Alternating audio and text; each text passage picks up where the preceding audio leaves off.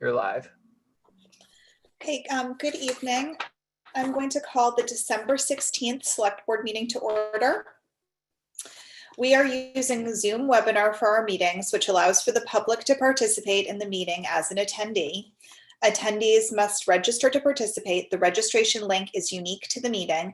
The registration link can be found in the description of the Nantucket Government TV YouTube live feed for the meeting. People registering to be an attendee must use their names, otherwise they will not be allowed to participate in the discussion. Attendees will join in listening mode. They can click raise their hand button if they wish to speak, and the chair will call on those who have their raised hands in the order in which they were raised at the appropriate time in the agenda. As a preliminary matter, I'm Dawn Holgate, Chair of the Nantucket Select Board. Permit me to confirm that all members and persons anticipated on the agenda are present and can hear me.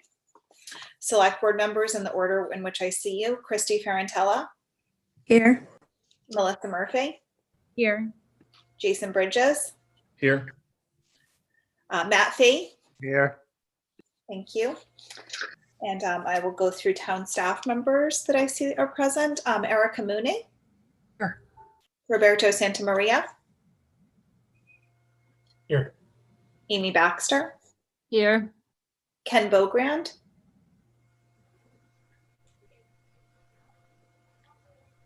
I see that you can hear me, but you're muted. Stephen Murphy. Here. Nancy Holmes. Here. Libby Gibson. Present. Jericho Millie. Present. Brian Turbot. In attendance. Mark Willett. Here. Lauren Sinatra. Here. And then we also have Gary Shaw, the CEO of the hospital. Here. John Giorgio, our town council. Here. And Christopher McCarthy. Is that solar project? Yes, I'm here. Okay, great. Thank you so much. Please note that this meeting is being recorded and that all attendees are participating by video conference. Accordingly, please be aware that other folks may be able to see you and to take care not to share the screen of your computer. Anything that you broadcast may be captured by the recordings. I skipped over the fact that this open meeting of the Select Board is being conducted remotely, consistent with Governor Baker's executive order of March 12th, 2020, due to the current state of emergency in the Commonwealth due to the outbreak of the COVID-19 virus. In order to mitigate the transmission of the COVID-19 virus, we have been advised and directed by the Commonwealth to suspend public gatherings, and as such, the governor's order suspends the requirements of the open meeting law to have all meetings in a publicly accessible physical location. Further, all members of public bodies are allowed and encouraged to participate remotely. The order, which you will find posted with the agenda materials for this meeting, allows public bodies to meet entirely remotely so long as reasonable public access is afforded so that the public can follow along with the deliberations of the meeting. This does feature public comment, as we previously noted through the Zoom webinar functions. As we go through the agenda, I will introduce the speakers. After they conclude their remarks, anyone can raise their hands with questions or comments. Please remember to keep your phone or computer muted when you are not speaking. Please speak clearly to generate accurate minutes and make sure that you identify yourself. And all conversations between members will go through the chair. And finally, each vote will be taken via roll call. Moving to the agenda, we have one change. We have a new business item this evening. Harbor Fuel needs an extension on the licensing of 2 of their tanks because to continue to provide the boat fuel while they're permitting the new tanks for that purpose. That, I believe, is the only change. One of our public hearings on number 1 will be continued to January when we get to it. And with that, we'll accept the agenda and move to announcements, which I will turn over to the town manager. Thank you, Madam Chair. The announcements are as follows. As you noted, this meeting is being video and audio recorded. Town offices will be closed on Friday, December 25th, in observance of Christmas Day, and January 1st in observance of New Year's Day. I believe that is also a Friday. The next select board meeting after tonight will be Wednesday, January 6th. And the board will have its annual public hearing regarding the proposed fiscal 22 general fund budget on Wednesday, January 6th. That is all. Thank you. Next, we will move to our COVID-19 weekly update. I don't know if there are any opening public comments from anyone or any board members. I'm not seeing anything. I'm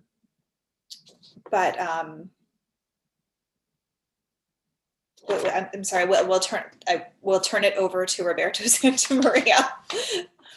Sorry, too many things happening at once. Good evening. Share the screen. And here we go. Nope, wrong side. There we go. Okay. So over the last few days, we've had a total of another spread. In total, we've had 18,864. I'll get into how many cases we've had lately shortly. But we are seeing a big spread across the country and across the state. We spoke to the CTC today about their responses, and we had some pretty encouraging information on that. So I'll get into that shortly.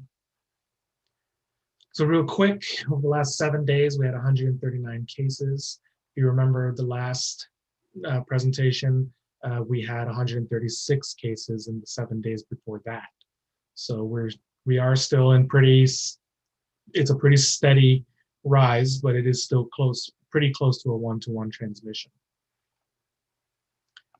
So as far as the metrics go, we are still above the 10% in the positivity rate, but it is something we're paying attention to and we are watching. And when we spoke to CTC today is what I'll get to it when we get to contact tracing, sorry. So real quick, the 11.5 on the 7-day average that we're seeing, that's more of a function of how many people are getting tested versus how many people are getting positive. Right now, we're more likely to test people who are at a higher risk category, so we're more likely to catch cases. That was what's coming out. What we were seeing before was actually more of it's a different type of self-selection bias. Before, when we were charging the $150 for the testing before, and people were more proactive in getting tested. So when the likelihood of somebody coming back positive in that pool is more was less likely because it was a self-selection of more healthy people. In this case, due to this shift in stop the spread, and we're more likely to do symptomatic testing. If you're showing symptoms and you go to get tested, you're more likely to show up positive. So that's why we're seeing more than 10% here. Not trying to dismiss anything. We are still in a rough way, and it is still way too many people getting sick, but it is the reason why you didn't see large scale shutdown when we hit 10%, because it's more of a self-selection bias that we're seeing. We are seeing a few people getting flown off, which is where the third button goes. We don't have anybody, to my knowledge, we don't have anyone in here put into the hospitals here, but we are seeing some severe cases here and there, and more higher risk people. The field hospitals in Lowell and Worcester are still, they haven't reached capacity, which is good. We're seeing fast spread, but not quite high-end, high severity in these cases across the state, which is great. We're seeing a different type of strain in New England, which is more virulent, but not necessarily more symptomatic. And then where will we go? As far as contact tracing, here we go. So when we spoke to CTC today, Elizabeth and I spoke to the Contact Tracing Collaborative. What we're hearing from them is that some of their cases, they get the phone numbers from us, and sometimes the cases don't pick up the phone, things like that. So they're having a little bit of trouble with contact tracing. So when we were hearing the stories of, I didn't get a phone call from the state, things like that, one of the things they're running into is they don't recognize the phone numbers. People aren't recognizing phone numbers. And in the world of the cell phone with spam calls, people don't pick up the phone numbers that they don't recognize. So we're seeing a little bit of an issue where it takes a few phone calls for them to catch. So what we are going to start planning to do now is when there's information about phone, when people call asking about our positive, if they're positive result test results, that's the words. You know, when people are calling about test results, things like that, we can also give them the phone number to the CTC call-in number, so that as soon as you know positive, we give you the number as well, so that you can call the CTC directly and automatically do your contact tracing. Because a lot of times that we're seeing is people pick up the phone call the first time, if they pick up at all, and then they never pick up again. So we have some pretty good insight on that, on what barriers they're running into off island there. So moving forward, we should probably see a little bit more of a robust response from CTC. So that's encouraging. They are still trying to get in contact with everyone within 48 hours. So just keep an eye out. If you know you're positive, keep an eye out for those phone numbers. And they are leaving voice messages. So also check your messages. I know a lot of people don't always delete their messages on their phone. So what they're also running into is full inboxes. So little by little, but we are moving forward, and it is encouraging. Since the beginning, we're still, if you look at our cumulative incidence graph, you'll see that we are still in that upward trend. Like I said, you'll always see an upward trend in cumulative incidence. It's just that right now it's a little steep. So because we're seeing those one-to-one transmissions, we're seeing everything grow by about 130 cases every week.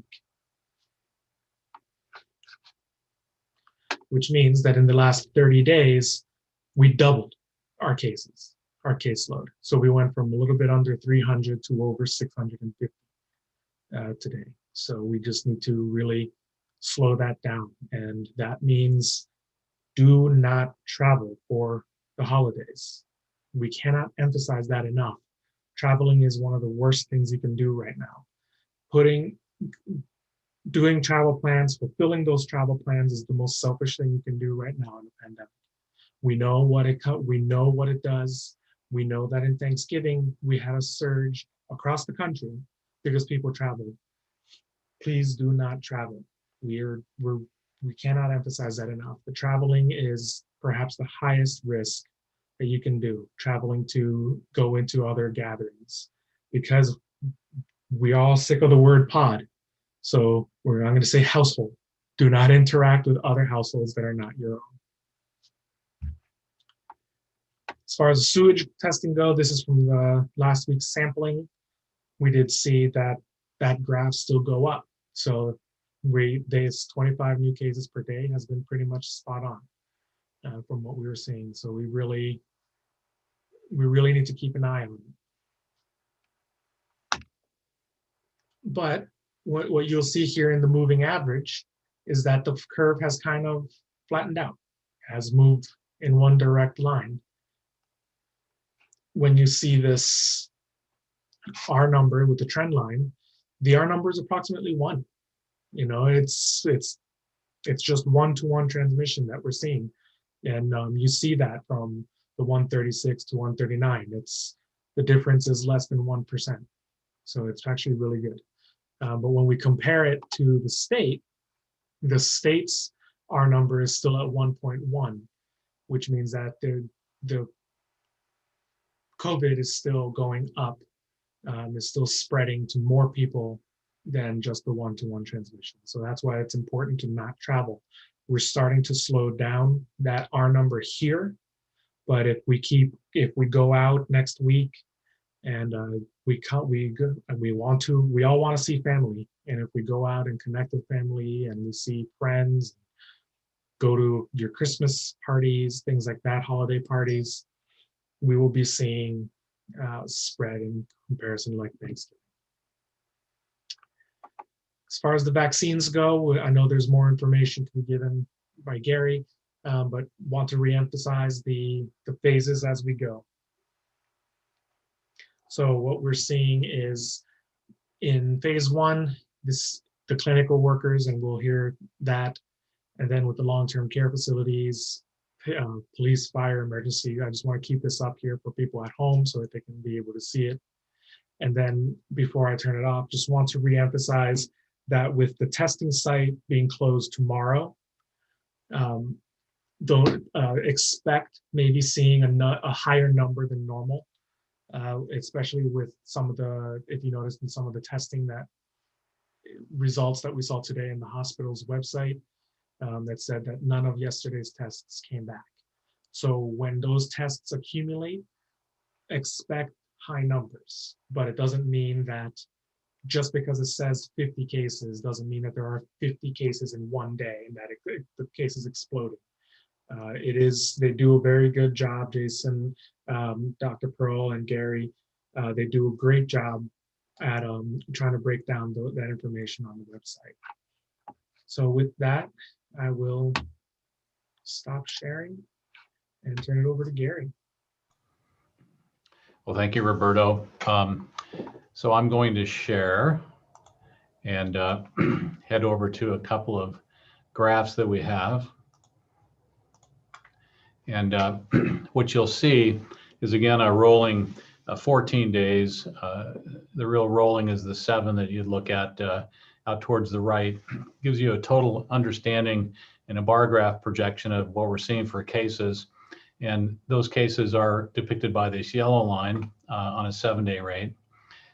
What's really encouraging is that we went from the 14th reporting out 23 to on the 15th reporting out 5.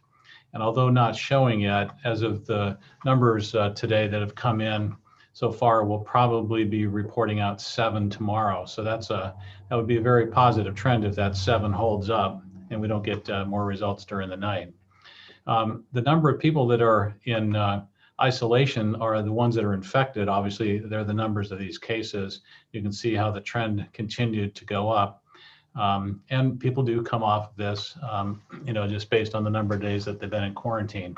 So we do want to see this trend begin to go the direction that it seems to now be headed over a period of time. Let me share the screen again with another graph, if I can get that up here. I'm a little bit challenged in finding some of this stuff. I'll pull it up in a minute as we're talking, but let me move on to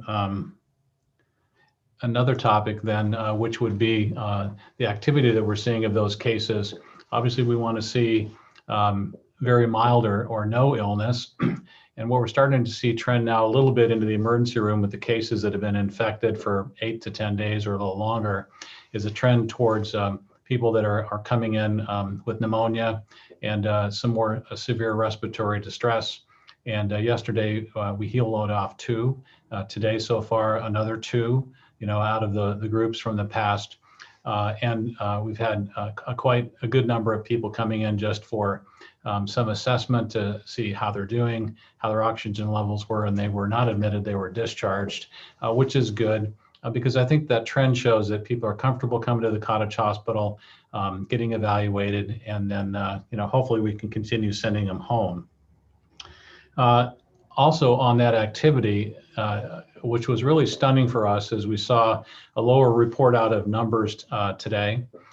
We also got up this morning and saw people, lined up at our portico, but the numbers were half yesterday and half again today from what we've been seeing in the past of, numbers being well over 200 per day. Today was about 140. That's a big change from seeing 260, 270 in a day, which is nice. And that's usually related to people that have been told that they've been in contact or concerned about somebody they've worked with. So it does bode well in that the portico seems to be slowing down. We do intend this coming Monday to split the flow up of how we test through the portico so that we're not mixing people in lines such as symptomatic and asymptomatic. So if you'll look out to our website over the next day or so, Jason will be reporting that we'll be moving the stop the spread activity to the VFW, and there'll be specific hours around that, and they are different from the hospital, symptomatic hours. And the reason for that is so that we can move those lines more quickly We're very thankful that the VFW supported the town and the Cottage Hospital in requesting that site. And we think that it will also give our staff an indoor capability, which we haven't had before. And we certainly want to get the staff out of the weather, which is one of the reasons that we made the decision to close our portico for the nor'easter tomorrow. Just know that I'm doing that because I have to protect our staff for this community from the weather. They would stand outside as if they were sailors on a ship in a nor'easter in the North Sea if I let them, and they would get sick, and we can't have that happen. So we're going to take measures to move things indoors. And I apologize to the community for the lack of convenience on those days, but we are doing the best we can with a AAA team that's been leaning into this since day one, and we're going to protect them. So just expect that as weather comes around, we may modify some hours. I do want to say that I am extremely pleased to announce that vaccines arrived today from Pfizer through the Mass General MGB system to the island. And I want to show you what it looks like when you see people that are extremely happy to be picking them up off the High Line. This is one of our newest employees, our pharmacist, very young lady, great to have her on staff. This is Catherine Wilbur. She was able to pick up those vaccines along with David Small, our senior pharmacist, and then move them over to the Cottage Hospital. And I'll show you a picture of that. It's just, I think, an epic moment to have this happen, to go from seeing a disease emerge 9-10 months ago to leaning into it as an island and a Cottage Hospital, to doing the research necessary and the advanced planning and logistics to not only have a vaccine that can go from just a thought all the way through a real product, trials, production, and then the logistics of getting it all the way out here 30 miles at sea. We're extremely happy. And so tomorrow at 7 o'clock in the morning, we'll be giving the first vaccines to the first responders and those that are on the front line. There is an algorithm that we're using for the Cottage Hospital to receive those, which I'll show you here. It's kind of a wave scenario. And so we've got this set up in wave A, where you can see basically the risk groups in wave A. Because there is an electronic process being established by the Mass General to be able to sign up and do a self-attestment of what wave you should sit in. The first round tomorrow was done through a sign-up sheet and then an assessment of the sign-up sheet for accuracy and appropriateness. I think it filled up in about 15 minutes from the time that it was put out, with the staff that want this vaccine. And we will go through subsequent waves of B, really looking at risk categories in Cottage Hospital, to wave C, to wave D. And we anticipate that this will take about 6 to 8 weeks. We're getting about 40 doses at least committed. We hope that they show up. We know that the logistics can always put a strain on things. But who does get a first dose is guaranteed a second dose in 21 days. And so we're extremely pleased to have that here. All I can say is that the attitude here, knowing that the vaccines are available, has soared. The staff has just been incredible, and so is this town leadership in facing this. And I'm just asking the public that's out there listening to this broadcast to seriously consider helping us stamp out this disease by considering this vaccine and getting it when it's available. There will be lots of information out about its safety, lots of information out about, risks that you have. And if you have concerns or comorbidities, then please make an appointment with your doctor, your provider, and obtain clarity. But I can guarantee you that getting this vaccine is, from what I'm reading, less problematic than getting the actual disease of COVID and seeing what it does to you. You know that there are hundreds and hundreds of thousands of individuals in this country and many more around the world that are no longer with us due to this.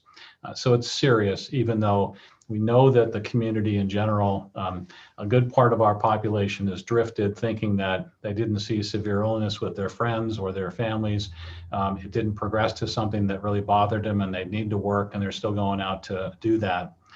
It's those that are at risk that are of higher ages, your children, that can succumb to this. And there's actually a good percentage of people in their 20 to 50s that are also impacted severely. So it is a modern miracle that this vaccine could arrive this quickly. And we're extremely excited to begin giving those vaccines tomorrow.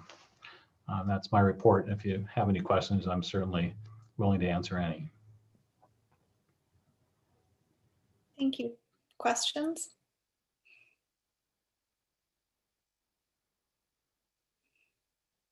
Okay. Oh, Christy?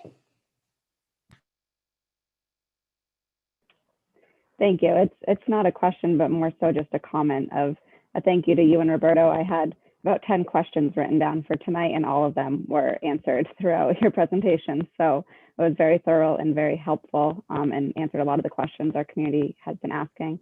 And just a huge kudos. I know that getting the vaccine is an exciting step, and I know we still have a long way to go, but it's exciting. And I think your light scary around your neck helped bring this moment a little bit of joy. So thank you. You're welcome, Christy. It's our pleasure. Yeah, it's great when when you covered everything and there's not a lot of questions.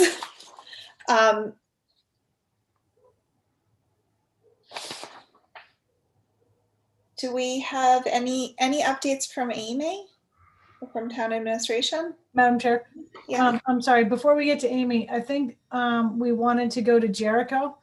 And he's going to give a weekly report for the task force. I'm going to give you a little bit from town admin, public outreach, and then I'm not sure Amy has anything in particular, but I'm sure she might be able to give us a little bit.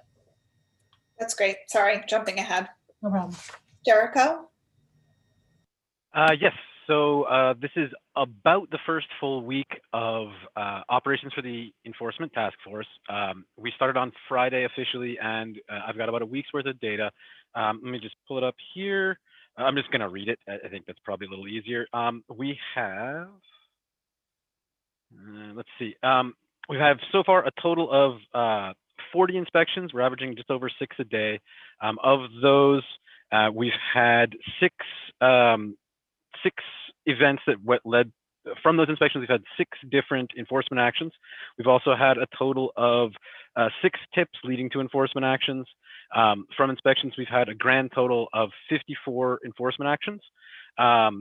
We've also had about 4 or 5 different requests for reporting procedures. So different places to call in. For anyone watching, you can send an email to my address that's found on the town webpage.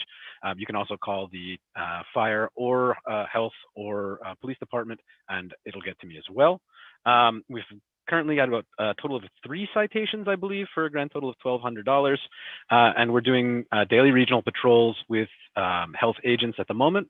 And then I'll have more accurate information probably tomorrow when I get to cross-check with the independent reporting stream we have set up with the police. That's basically the numbers for the enforcement. Thank you so much for putting all of that together. Any questions? Matt? Yeah, just for Jericho, will you guys, will the task force be putting together sort of a plan for spring and summer and sharing that? Is that something you're working on? I'm mostly focused on doing the enforcements up to and leading to pretty much the Christmas season. That's the most crucial thing that we need to be doing, is making sure that we have mask compliance before the returnees come back. I have a couple of structural ideas in terms of how to transition from a wintertime to a spring sort of operation. I think that I will have more complete plans on that probably next week. I need more than 1 week of data to figure out what I'm going to need for resources and for strategy on that. But yes, as soon as I do get more of an idea of what the numbers are looking like on the enforcement side, I will absolutely have a plan presented to the board. Thank you. That's great. Melissa? Thank you, Madam Chair.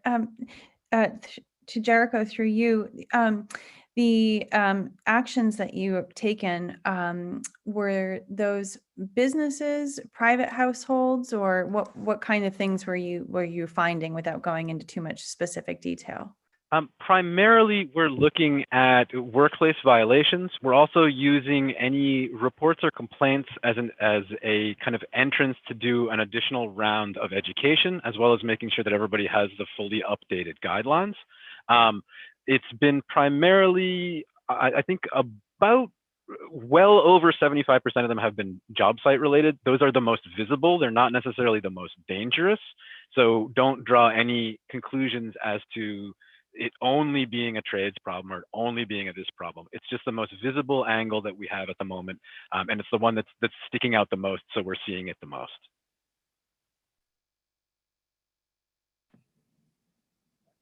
Thank you. Was there any follow-up on that, Melissa? Okay, great. Okay, so moving on to the Christmas holiday guidance, which I now realize that should have just said holiday guidance. The governor gave a press conference yesterday. And I'm just going to read a few takeaways from him. He didn't issue any additional orders, but between he and some other state officials, they were very emphatic that holidays this year in Massachusetts and perhaps elsewhere will not be the same as prior years. This year needs to be different. It cannot be the same. We want to avoid what the types of consequences that we saw after Thanksgiving.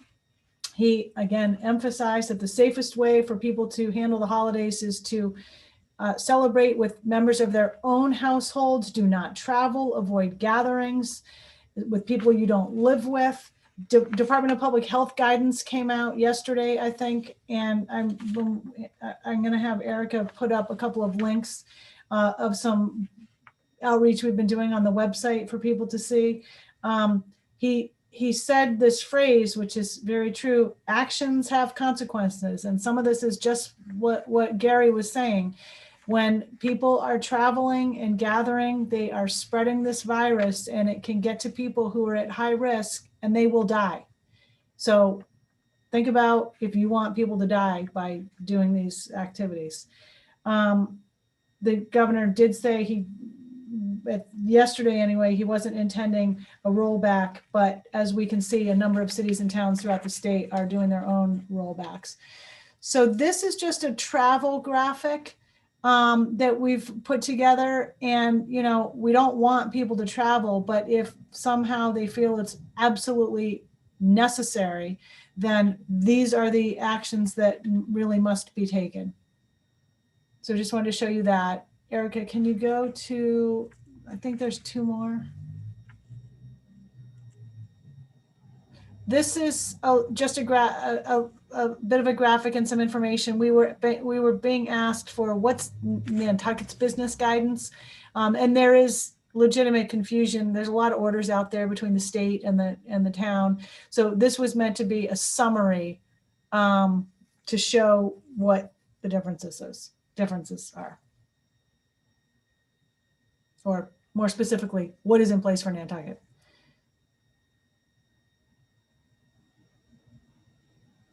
And that's the state guidance.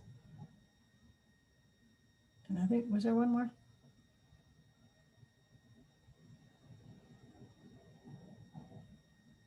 So these are just some graphics for businesses in English and Spanish. And these can be, we can provide these to people if they want to make signs or have handouts or whatever for their businesses.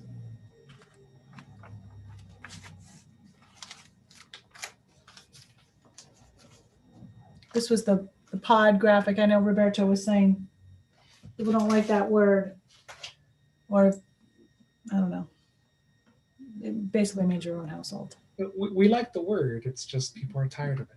Yeah, we are all tired of it. Yes. We're tired of this whole thing, but it's almost as bad as eating the Tide Pod. Okay, that's good with graphics. So there's lots of graphics is the whole point. And that's, we're getting it out on social media platforms, on the website and newsletters. Jericho will probably use some of it in his outreach. So we just wanted to mention that there are no new Board of Health orders at this time. And I just pretty much went over the public outreach that we've been doing. And Amy, did you have some items? Just one thing, I have a later public hearing, I can get in some more things, but I just wanted to address some questions I've gotten regarding outdoor dining. We have 3 remaining areas that have barriers, being in front of Rosencrown, being Cambridge Street, in front of Nautilus, and North Union in front of Gaslight. Those will all be down and removed within the next week. I believe Rosencrown is done, so we'll move that. And the other 2 will finish on Sunday, and DPW will remove those barriers at some point next week. And then we are working through the outdoor dining process for 2021. Are going to follow similar model as Boston as far as the application process, probably starting in January, which we can discuss at the next meeting in January. So that's all in process, and I just wanted folks to know that update. Melissa? Thank you, Dawn. I just want to extend my thanks and gratitude to Libby and Florencia and everyone at Town and Jericho Town Administration for quick action. I know that it feels like sometimes an order comes out, and it would be really great if we could get that translated and put out and pushed out within 5 minutes, but everyone is working really hard. I really appreciate the travel guidance. I obviously agree that if there's any way to avoid travel, we must do that, and to avoid gathering. But if people must travel, using that website with such clear language and clear guidance is a really wonderful asset to our community. I'm also very grateful for the business guidance, and we will share that through the Chamber of Commerce also. Fantastic. Thank you. Okay, is there anything else anyone wants to talk about in regard to COVID-19 this evening? Anyone from the public have a question or a comment? Okay. Then I will move on to our next agenda item, which is public comment for non-COVID-19 related items and items that are not otherwise on our agenda for discussion. This is the point where anyone can bring anything to the board's attention that they would like to. It's not necessarily something that would be discussed tonight, but this is your opportunity. Burton Balkind. Thank you, Madam Chair. I had a couple of things I wanted to say. First, I wanted to let you know that the Marine Mammal Alliance in Nantucket has been very busy. In the last few weeks, we've had some turtles strandings, and we've had some, unfortunately, some unusual mortality events with some seals, some baby seals. And just want to let you know that we're out there doing the work, and that the town has one less thing on their plate. And then the other thing, Madam Chair, I like to bring up is I'd like to have put on a future agenda item, probably in 2021, a carrying capacity discussion. I emailed Libby, and she promptly responded to me saying that there's no plan for a carrying capacity in any of the strategic planning the town has. And I appreciated that. I also emailed Paul Murphy, and he got back to me and said that he does have data for the amount of building permits pulled every year, but he has no idea how many building permits are open. And I think in all the discussions and all the talk of housing and affordable housing and how we're moving in the future, I think we need to have some data to drive our decision making. And I think that some form of carrying capacity study would definitely help us do that. And then there was I haven't gotten a response back from Paul Murphy asking him how many building permits have been pulled the last 3 years, because I think and he says he has that data. He's probably busy, haven't got back to me. But I wrote him again tonight before the meeting, and I also CC'd Andrew and Leslie. And so hoping to get that information. So maybe when we talk in the future, I could have some numbers and you'll have some numbers. And that's about it. I just want to thank you all for the time and the great job you guys have been doing running the town in these hard times. Thank you very much. Thank you. Thank you for that input. We'll discuss. Is there any other public comment this evening? Okay, we do have the one new business item. I have heard from both Christy and Melissa that they are recusing from this. So we're down to 3, myself, Matt, and Jason. This is just an extension of their license. Steve Murphy is here if we have any concerns. I don't know if Steve wants to say anything. And Steve, do you want to comment? Thank you, Madam Chair. Just this permit we're asking only be extended for the 3 months that's under the current, until they actually meet the conditions that were put under the license they're working under. We've been working with Harbor Fuel and the engineer in order to get those done. Thank you. Any questions, or does someone want to make a motion to grant the extension? Matt? Yeah, just a couple of things I thought about looking at it. You know, they're talking about removing 2 larger tanks and putting 2 10,000-gallon tanks, which I think is great. And I'd like to make sure that that is what happens. You know, so if that isn't in there airtight, it should be. You know, we want smaller tanks down there. The other question I had when we go back to them and ask is, where are those tanks going to go? We're in the, you know, sort of the planning phases of what streets need to happen down there, et cetera. And I want to make sure that we are citing them, you know, or they are citing them in a place that doesn't, you know, sort of mess up our flow and our traffic flow and the other issues that we're trying to deal with. So I don't know when the appropriate time is to you know, ask that, but I think sooner rather than later. I believe that they've applied for those tanks. So do we have a plan that shows? We've had preliminary discussions. We have not have a formal submitted plan yet. Okay. We've given our input of placement of those tanks. In order for those tanks to be placed, we have to have the removal of the other tanks first. So this will be a little bit of a project. Okay. I was told that they do have a planned location, and I asked for that plan to be sent to Ken Beaugrand because there was an easement involved with the purchase from New England, from Winthrop to New England Development. So we'll work on getting that. Yes, As long as we, I'm sorry, if I may, any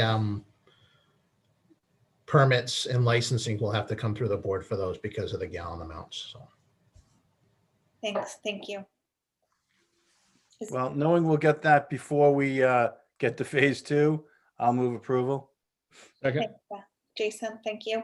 All those in favor by roll call: Matt Fee, Aye. Jason Bridges, Aye. John Holgate, aye. That carries unanimously, 3-0. And we will move on to our next agenda item, which is approval of minutes, warrants, and treasury, payroll warrants and treasury warrants. So moved. All those, Second. is there a second? All those in favor by roll call: Melissa Murphy, Aye. Matt Fee, Aye. Christy Ferrantella, Aye. Jason Bridges, Aye. Don Holgate, aye. Those 3 items carry unanimously. Pending contracts, are there any questions or comments on the contracts this evening? Motion to approve. Is there a second? Second. All those in favor by roll call: Melissa Murphy, Aye. Matt Fee,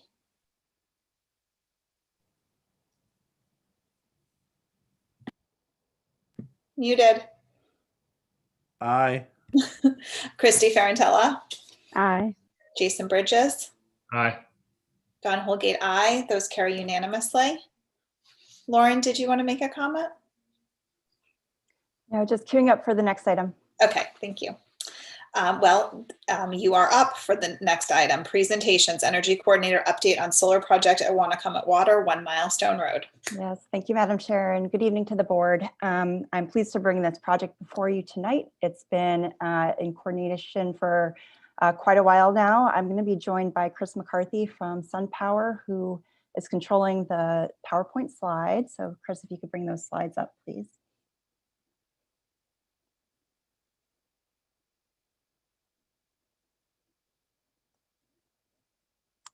And I think I will present the first slide, or the second.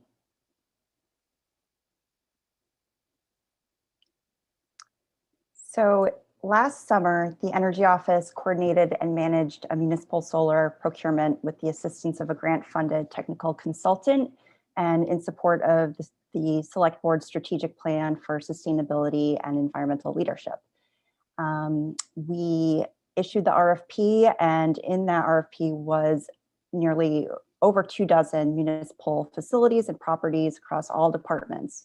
We looked at, evaluated, and invited bidders to propose solar projects on facilities and land from the DPW and the landfill, the airport, the schools, nearly every facility and property the town owns outside of the historic core. And on January 31st of this year, SunPower was selected as the most advantageous bidder by a 9-member interdepartmental evaluation committee, which was represented by the water company, finance, public safety, the airport, town administration, sewer department. And we were unanimous in choosing SunPower, taking into consideration both technical and pricing proposals. 2 specific public projects were awarded, a small grant-funded 100 kilowatt solar array at the Surfside wastewater treatment plant, and a second large third-party owned project at the Wannacomet Water Company property located on 1 Milestone Road, which we're gonna dive into the details and for which we're seeking a motion for contract approval. So with that, I'm gonna hand it over to Chris and be here, of course, for any questions that come up. Yeah, thank you, Lauren. I appreciate it. And thank you to the Select Board for having us here this evening. As Lauren mentioned, there are 2 solar projects that will be constructed by SunPower. The aerial image on this screen is of the Surfside water treatment facility. This project will receive final contract approval in early 2021. However, we wanted to discuss the project with the Select Board this evening, so you're aware of both this project as well as the Wannacomet Water project. This project on the screen is 103 kW solar system on the roof of the Surfside water treatment facility, and it will be owned by the town of Nantucket, since there was a Mass DEP grant that was procured by the Nantucket Energy Department. So as you can see, as far as the financials that are here on the screen, I want to point to the items that are in bold. This project will provide year 1 energy savings of over $28,000, which over 20 years, or excuse me, 25 years, will provide over $770,000 worth of energy savings to the town. Of note, the project will help lower energy costs at one of the largest energy consuming locations on the entire island. And due to the Mass DEP grant, will have a really advantageous payback period of 2 years, which is really good for a solar project. Now with that, I'm gonna move on to the next slide. So this project on this slide is the main priority for tonight's meeting. As you can see, this is a ground mounted solar array located at the Wannacomet Water property at 1 Milestone Road. SunPower worked with Wannacomet Water to make sure the operations of the facility were not impacted by the placement of the solar array. The project has also received approval from the HDC, and it's important to note that the project will be 65 feet off the road with 50 feet of existing vegetation remaining in place along the entire perimeter. In addition to that, SunPower has allocated $25,000 of additional funds to allow for additional screening as needed along the perimeter. So if you look here to the left on that table, you will see that this project will provide both energy savings and tax revenue to the town of Nantucket over 20 years. So if you can see the items here that I'm about to highlight, actually, nope, can't do that now. But you can see the energy savings in year 1. So it's going to be broken out in a couple different ways. So the energy savings from this project will offset $164,000 worth of energy for Wannacomet Water in year 1. The next line down, you'll see energy savings for other municipal accounts in year 1. and that will total $91,475. In addition to the expected energy savings, there will also be a tax revenue provided to the town of Nantucket.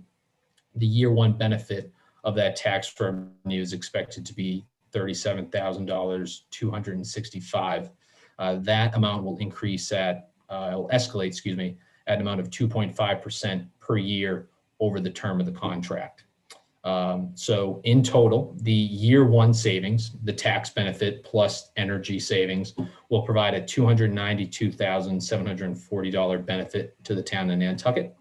And that translates to over $5.7 million worth of savings over the term of the contract, which is 20 years. So we actually have another picture here as well. We have a picture of a mock-up that was installed at the Wannacomet Water site. This was an item that we reviewed with the Historic District Commission, members of the Select Board, as well as the Wannacomet Water Commission to gather feedback about the project. This shows some of the heights and the projected angle of the solar array. So just to give some insight of what it could potentially look like in the future. Please note the final project will not be on wood. So that was just purely for the mock-up. In addition to the financial savings, we want to talk about the other benefits that will be provided to Nantucket in the form of grid benefits as well as sustainability. So this project will reduce Nantucket's dependence on power from the mainland. And the project will be comprised of both solar and storage.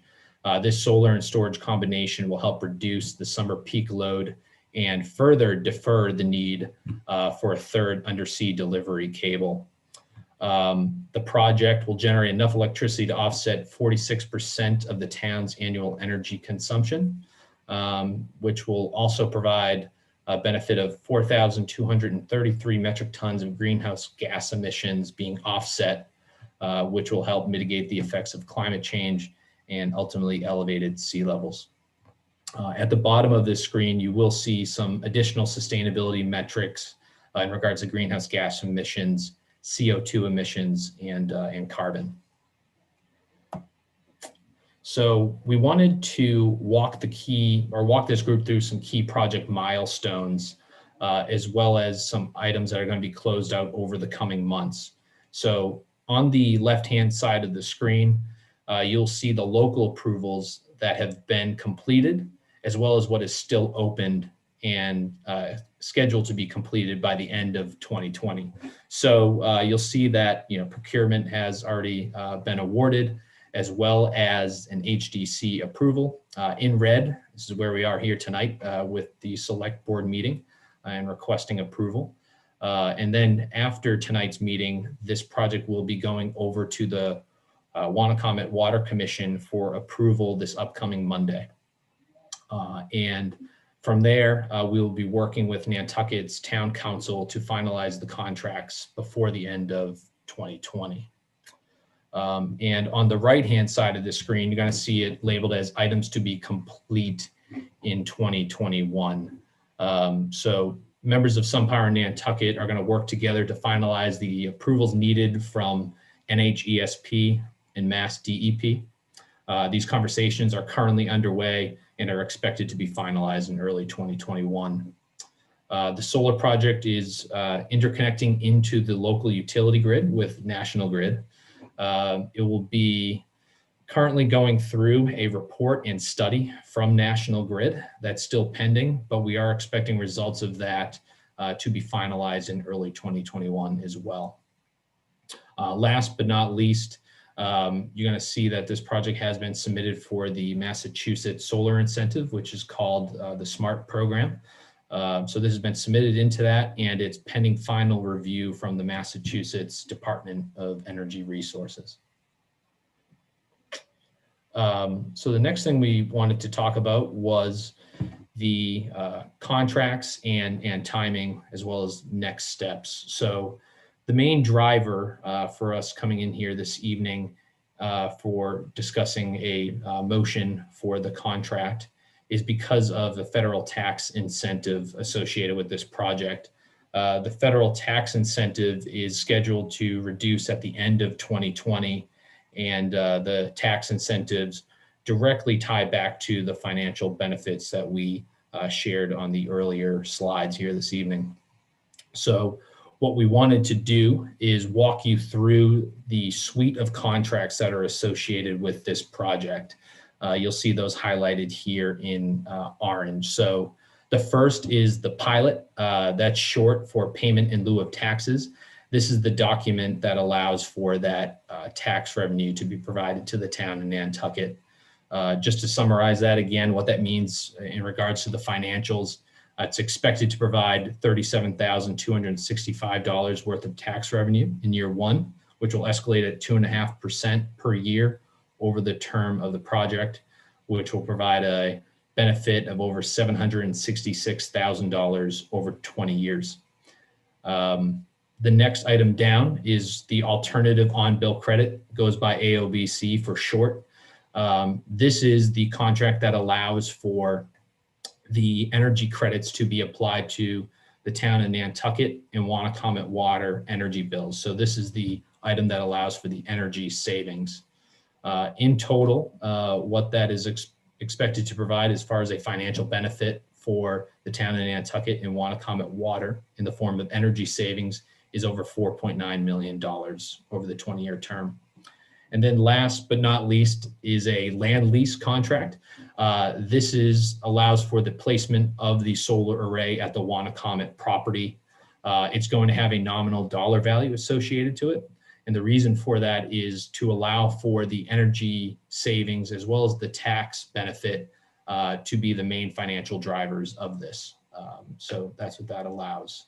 So although the contracts are still under final review by the town council, on the screen is language for a motion that was recommended by Nantucket's town council, and approving this motion tonight will allow the town council to finalize contract negotiations and sign the contract by the end of 2020 to lock in the federal tax incentive and help maintain the expected financial benefits of the project. And that's all I had this evening. And if you have any questions, I'd be happy to answer. Thank you very much. I do have one question in regard to the next steps. It was really important to the HDC that a very substantial screening plan be part of their approval. And as you're meeting with Wannacomet, is part of the discussion the funding for that screening plan in terms of their approval? Maybe Mark Willett wants to answer that, or Lauren. And Chris, maybe you could just repeat kind of the news of the offer from SunPower, which Don hasn't heard, of the $25,000 allowance that you would give to the town to help us in that initiative. I'm sorry, did you say that and I missed it? Glossed over it, and I think it should have been shouted out a little louder, but Chris, can you repeat that? Yeah, sure. The plan is to keep 50 feet of existing vegetation in place that's currently there. So that was what we discussed with the HDC. But like you're alluding to, there was also discussions of additional screening if needed in the future. So what SunPower has done to allocate dollars to that, we don't know what that final dollar value is going to be because it's subject to approval at the end of the project. But what we've done is we kickstarted that by allocating $25,000 to be accounted for and go towards additional screening as needed. Does that answer your question? It helps, Yep. but 25,000 is not going to go very far in terms of buying substantial evergreen trees, which I think is what's going to be needed to really satisfy what the HDC is looking for in terms of what we normally see when, say, a structure like a pool is screened in someone's yard. So I just want us to be prepared for that, because I really did promise that the town would make sure that this was not visible. Yep. Lauren, do you want to make comments for items that are beyond the 25,000?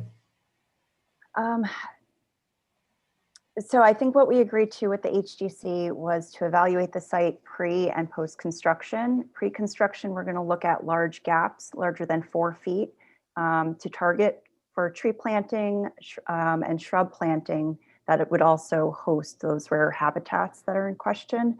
So I think you're right. This is not too soon to start that discussion, but I think having that initial budget is certainly helpful.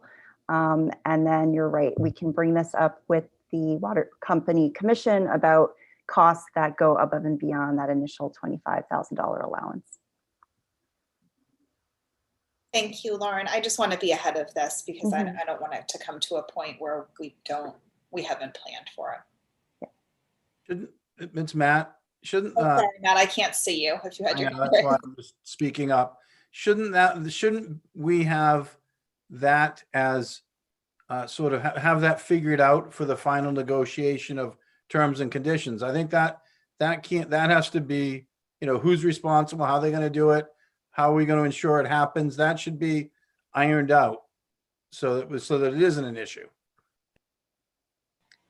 That is one of the terms town council is discussing right now with the developer. But the newest update was the allowance to get us started. But I agree, there's other details that we have to iron out that the town would be accepting the responsibility of. Chris, can you stop screen sharing for a minute so Don can see the members? Yeah, absolutely. Sorry about that. Thanks. Did anybody else have their hand up that I couldn't say? Okay.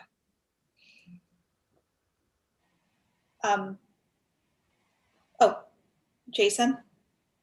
Yeah, there was a couple questions about, it was someone answered an email, but it just came out today, so it wasn't really in the packet, on groundwater and natural heritage. And I believe Matt and other, or somebody from organization said they'd be happy to get on a phone call with land council and other stakeholders who are concerned about, the process of natural heritage and the groundwater. I believe there was a third party review of these systems in groundwater. So I think there's some precedent there, and we can have a phone call sooner rather than later with other stakeholders to make them feel comfortable in those areas. Hey, Jason. Melissa, did you have your hand up? I did. Jason and I went at the same time, so I put mine down so you get his comment in. Thank you so much. I just want to say this is really exciting, and I want to thank Lauren very much for your hard work and dedication to see this through. I don't know if I can see your face anymore. Oh, there you are. There you are. Hi.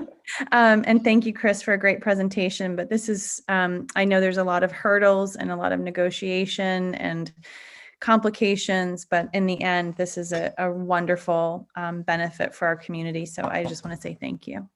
Thanks, Melissa. Thank you. And yes, I would echo, it is a huge win for Nantucket to get a project like this installed. Bruce Mandel has a comment. Bruce? Yes, I do. Thank you. I want to thank you for the good presentation. I had a question for Chris. In construction projects, the term allowance has a specific definition, and generally it's a line item that's placed in the budget because there's not enough information to nail the number down properly. So it's an estimate, but generally an allowance means that whatever the cost is at the end of the day, that's what it is. So generally an allowance of $25,000 could be $15,000 if the actual cost comes in less than that, or it could be $30,000 or $40,000 if the actual cost is at that level. Is that what you mean by the term $25,000 allowance? Yes, it is, Bruce. Okay, well, thank you. So that should give the select board a little more comfort in that whatever the cost of the additional buffering would be, it would be covered by SunPower. I take Bruce, if I may, I take it as SunPower will pay up to $25,000 currently, is what they've agreed to. And maybe this is still in negotiation, but I'd like to have that a little bit more firmed up because I think the cost is going to be far greater than that.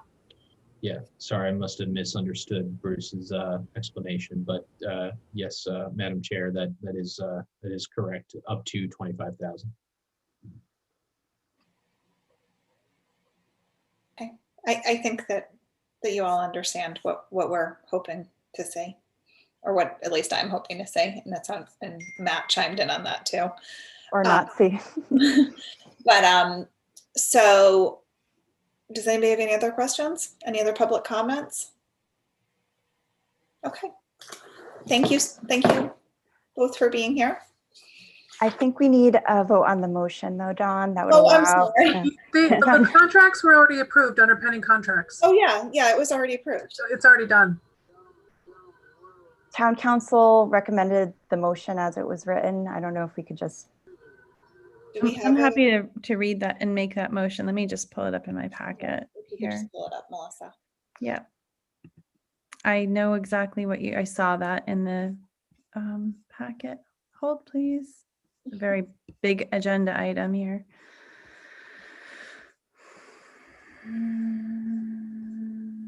I might have it. Okay. I thought it was really easy to find, but now I'm not finding it. You guys didn't have the presentation because it came in late. So the motion authorized the town manager to execute the pilot AOBC and land lease agreements with SunPower, contingent upon town council's final negotiation of terms and conditions. So moved. Thank you. Second. All those in favor by roll call. Matt Fee. Aye. Jason Bridges. Aye. Melissa Murphy. Aye. Christy Ferrantella. Aye. Don Holgate, aye. That carries unanimously in you, addition to everybody. contract approval. Thank you so much. Have a good evening. Thank you, everybody. Oh, Libby. I just wanted to comment that and thank Lauren for this. This was a very complicated project, and she stuck with it and basically did it by herself. And Lauren, thank you very much. Sometimes these projects get complicated and they sound good, but when poor Lauren starts talking about the details, people's eyes glaze over and they're like, yeah, whatever, Lauren, can you just do it? And including me. And we really appreciate your help with it. And Chris was also extremely helpful as well. So thank you both for seeing this through. Thank you, Libby. We appreciate it. Thank you. Thanks again. I'm going to jump to our next agenda item, request for approval of change of manager. This is for the VFW. Move approval. Second. All those in favor by roll call. Matt Fee. Aye. Melissa Murphy. Aye. Jason Bridges. Aye. Christy Ferrantella. Aye. Don Holgate, aye. That carries unanimously. Thank you. Next up, Ken Bogrand. We are on to real estate items. Thank you, Madam Chair. This is the third and last time, hopefully, that I will be with you with respect to this particular project, which is the Kaiser property at 24 Surfside Road, which the town is acquiring for school purposes. There are three parts to the transaction. One is the acquisition of the property from the Kaisers. The second is the conveyance of two town-owned parcels to the Kaisers, 5 Wee Weeder Avenue and 6 Nobodere Avenue. And third is the execution of the use and occupancy agreement for 24 Surfside Road. As we have discussed a number of times, this is the property that is directly abutting to the superintendent's office and is part of the overall plan to expand the campus of the school. And the properties that are being disposed of, the disposition was approved way back in 2010 and 2011. There is all the documents have been reviewed by town council. And Erica, I think, do you have a copy of the motion that Vicky has crafted for us to be able to have the board make? I do have it pulled up on my screen. If you want me to, I can. Yeah, if you would read it, yeah, please. And I'd be happy to answer any questions.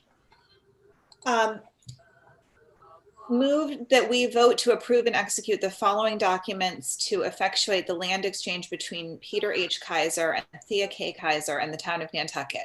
1, acceptance of deed from Peter H. Kaiser and Thea K. Kaiser to 24 Surfside Road, shown on plans recorded with Nantucket County Registry of Deeds in Plan Book 15, page 17, and Plan Book 17, page 67. Number 2, settlement statement for 24 Surfside Road. Number 3, use and occupancy agreement between Town of Nantucket and Peter H. Kaiser and Thea K. Kaiser of 24 Surfside Road. Number 4, deed from the Town of Nantucket to Peter H. Kaiser.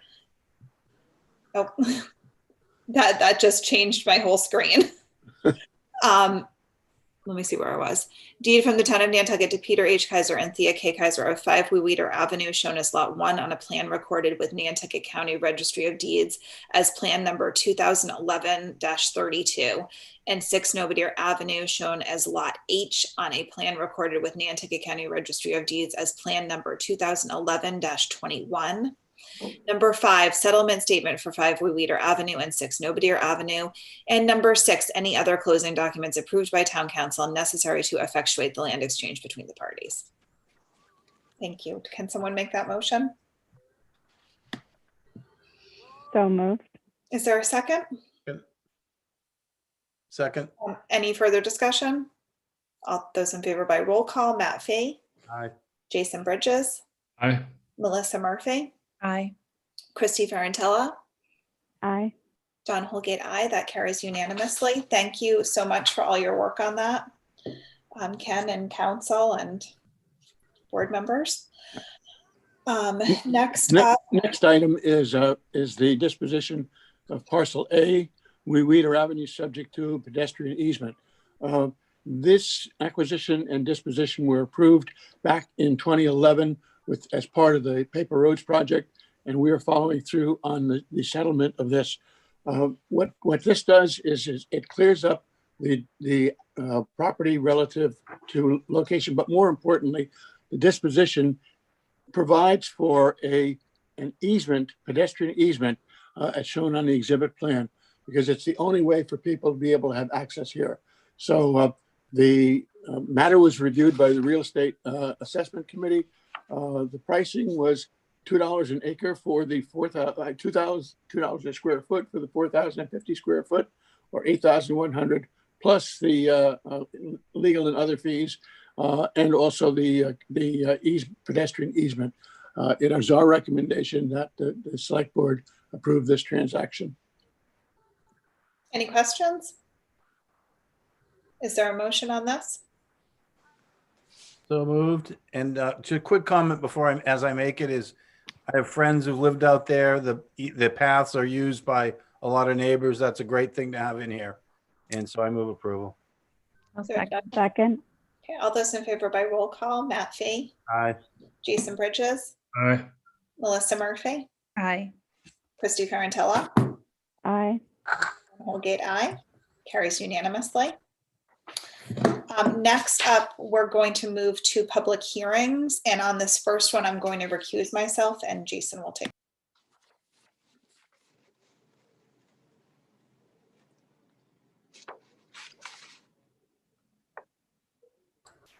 So Jason, you just need to reopen the public hearing, and then they're requesting a continuance until January 27th. Okay, we'll reopen the public hearing. Do we need a motion for that? I'll make a motion to continue to January 27th. Second. All those in favor by roll call: Christy Ferrantella, Aye. Melissa Murphy, Aye. Matt Fee, Aye. Jason Bridges, aye. That's 4-0. Thank you. Thank you.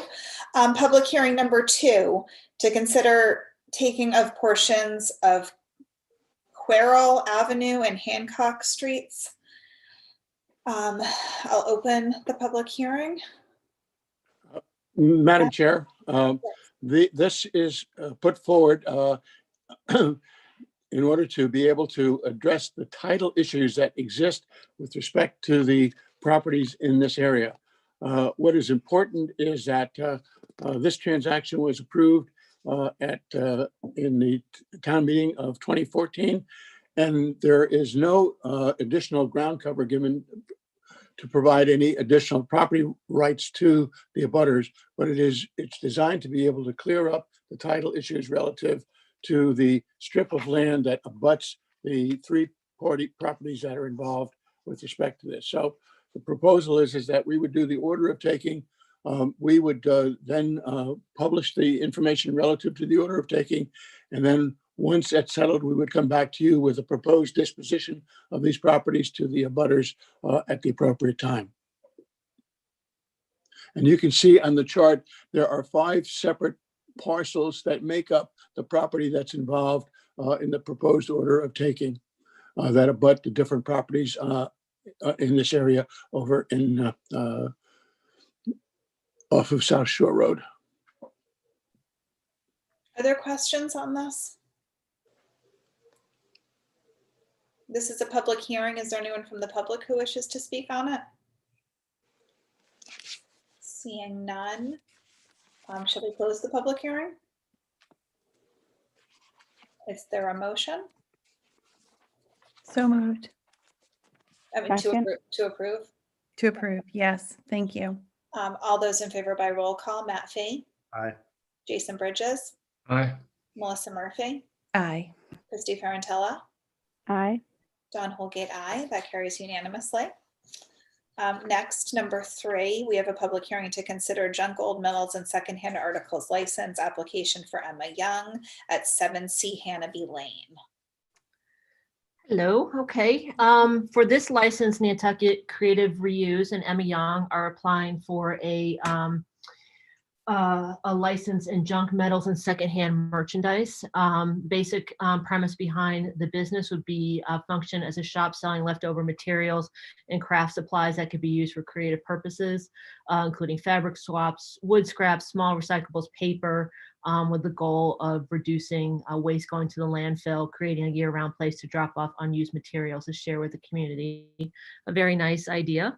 And an idea like this requires and comes under MGL 140 and Chapter 88 in our town code, which requires a license, as I mentioned, to be a dealer and keepers of shops for purchase, sale, or barter of junk metals or secondhand materials within the town. Essentially, it sets up a reporting process and a record process for these when you're dealing with secondhand materials and selling of such, and allows for review of those records if needed by authorities of the town. And it needs to be approved by zoning, which it has been, and town clerk, which it has been, and then the select board to grant a license. And then it is renewed yearly through the town clerk's office. Is there any questions? Anybody? This is a public hearing. Is there any? Oh, Jason, sorry. I'm just going to say, I think it's a great idea, and just to make sure the public understands, it's not like, you can see there, no electronics. This isn't a pawn shop. It's a really great idea. And so kudos to Emma Young and anybody else who came up with this idea. Thank you. This is a public hearing. Emma has her hand up. Emma Young. Hello. Can you guys hear me? I just wanted to let you know that I hopped on in case you had any questions from me. I'm happy to answer anything. Thank you very much. Is there anyone else from the public who wanted to speak on this matter? I'm not seeing anyone. I'm not seeing any questions from the board. So I think I'm going to go ahead and close the public hearing. Is there a motion? Make a motion to approve. Second. For a second. Okay. All those in favor by roll call. Matt Fee. Aye. Jason Bridges. Aye. Melissa Murphy. Aye. Christy Ferrantella.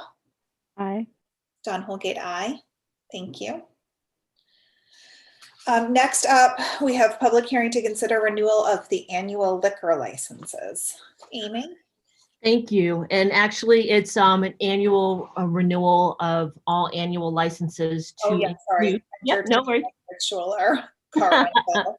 Well, that's usually the main subject. So as licensing authority for the town of Nantucket, the select board must vote to renew existing business licenses on an annual basis. Those include categories that are renewed on a calendar year schedule: annual liquor, common vicular, which is food service, entertainment, motor vehicle sales, motor vehicle rentals, open air parking, mobile food units, and flower, produce, and shellfish vendors. One note, when I say annual liquor, we have annual liquor licenses, about half of the 99 that we have. The other half are seasonal, which operate April 1st to January 15th, and those are renewed in the month of March. And just a side note on that, there is, as we've talked before, legislation in the State House right now that might allow for seasonals to operate in that closed period between January 15th and April 1st to somewhat make up for the months they couldn't operate this year. So that's in process. I had asked the state if that's something we could do. So just a note that we're just watching that, and hopefully the state will act, and those that want to serve, a few do want to serve through the winter. If not, then they can do food service, but no liquor. So I will update you on that. But the other licenses are renewed on an annual basis. One thing I want to point out is that, and it's come up with some comments that we've had already that may come up tonight from the public as well, when there are either complaints or concerns about certain licenses, those will be directed to the departments such as health or sewer or fire that need to deal with that. A renewal process is to renew the license to allow the process to move forward to issue the license. So I always want to make a clarification that there's a difference between renewal and actual issuing of the license. You're not issuing the licenses.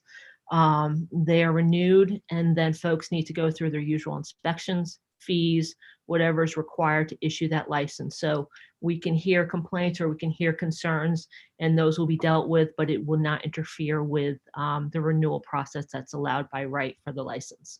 So I just like to make that clarification. Couple considerations I included. I don't need to go all over each category. I'll say there's some different advisories in reference to COVID. We have some new procedures this year for liquor. A couple licenses did not operate this year. Generally, we call those pocket licenses that we hold on to and renew, even though they haven't operated. That's being allowed this year. Obviously, we had a couple that just weren't able to open because of the restrictions. So we've been able to renew those without that. Also, I will indicate that we've already voted on a reduction of fees for some of these, and we postponed the fee increase for liquor licenses, so they are at the former rates as well, but that has already been done. So what we would ask after public comment is to review each list in each category and go through and approve renewal of those lists in each category. So any questions? Yep. Any questions from the board? This is a public hearing. Is there anyone from the public who wishes to speak on this matter? Bruce Mandel.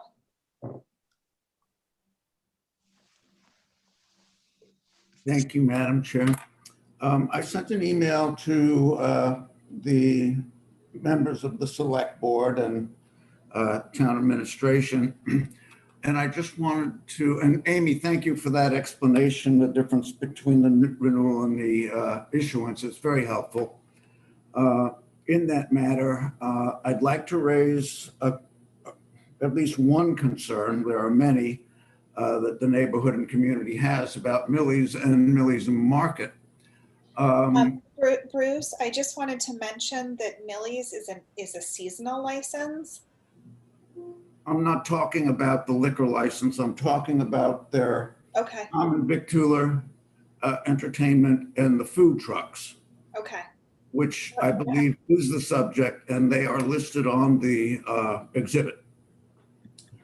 So my comment pertains just to the concerns we have because the property that they lease has a concerning septic system failure that is being addressed by the health department at this time in the hopes that after 6 years, they could bring this system into compliance. And the bottom line is that we, and I'm speaking for an awful lot of neighbors in the community, and we tried not to inundate you with too many emails and letters, so I kind of compiled the issues. And one of the 6 or 7 issues we have with Millie's is the septic system. And we're concerned that if they open, even to start getting ready to go, when the septic system has not been brought into compliance, we're endangering our aquifer, we're endangering the groundwater, the septic system is not able to handle the volume of patrons. So we would like to have a mechanism, as Amy explained, to go further into these concerns, I guess, based upon what Amy just explained, prior to the issuance. And so I'd be looking forward to having that opportunity to go deeper into this, but I wanted to raise these concerns at this time so that they can be somehow put into the processing here. We've got concerns about trash and litter and ignoring the plastic bylaw and things of that nature, but I wanted to focus on the septic system here because that is the most pressing issue that we have in Nantucket on this large neighbor's business. And we want to be good neighbors, but we want Millie's and Millie's Market to be good neighbors too. Thank you, Bruce. We did receive your email, and we were going to have a discussion with the health department in regard to this to find out what the status is. Amy, did you want to comment? Yeah, and I think I responded to that email as well. Thank you, Bruce. Definitely noted those issues. And like we mentioned, between sewer and the health department, I know occupancy issues were brought up as well. So that's noted and something that's going to be, I think, dealt with through that process and through the permitting process. Licensing, as we do it, we kind of come in the end. And I think our function is to make sure all these other steps go through first before that final license is issued. I know the health department staff is aware of those issues and is consistently working on that as well. There's also going to be a process with them, and I have other issues obviously in that area. It's a very sensitive location, parking, things of that sort, that we have to go through an application process for outdoor dining and all the things that we've been doing. That's going to occur in January and February in that time frame. So we'll be able to get into more of the granular detail of some of these things and how it's going to impact that. I don't know if Roberto has anything else to say, but I know that they obviously are aware of all these issues, and that's part of the inspection and process moving forward. Does that sound good, Roberto? Is it they're very well noted? Yes, the septic system is actually just a purview on our end. I don't believe it's a purview of the common vic or any of the other issues that are being discussed today. We did issue them in order to correct. The discussion that was being had is being a little bit misrepresented. What happened was that in 2014, the system was failed and it did get repaired. But the Board of Health allowed at that time a conventional repair instead of an IA in case the sewer was brought to Nantucket. It didn't make sense for them to install an IA system without the sewer if the sewer was going to be there soon. The sewer, as we know, got failed. So they had a 5-year moratorium at that point. So now, this past August, we issued in order to correct to Millie's that they have to be in compliance with the IA component before their food permit gets approved in April or May. So they're technically still in compliance with our order. The system is working. The system is functional. It's not contaminating the aquifer. It's actually the furthest point of the island. So you can't really get much further from the aquifer. So it's really one of those things that they have until they're permitting from our end for their food permit to have their system in with an IA.